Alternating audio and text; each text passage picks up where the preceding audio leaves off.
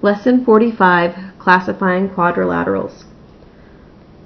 There are various ways that you can classify a quadrilateral, but the main thing that you need to focus on is just remembering what the basic word means. We have quad means four, lat means side, so a quadrilateral means a four-sided shape. You can just say, we can group them all together, they're all four-sided shapes. You can group them by their angles if you wanted to, but we're going to be focusing today just on their number of parallel sides.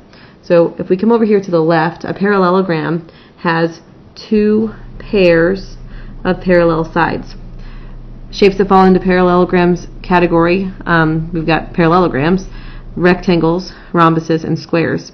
If you notice that rectangles and rhombuses both feed into squares, that's because rectangles, squares are rectangles and squares are rhombuses, but rectangles aren't always squares and rhombuses aren't always squares either, but squares are always rectangles and rhombuses, which is pretty cool.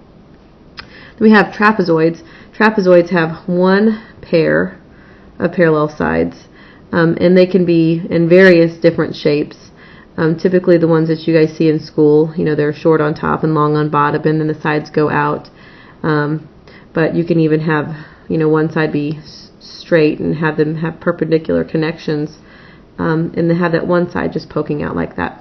Then trapeziums, that's a fun word to say, but none of the sides are parallel. It has 0 pairs of parallel sides.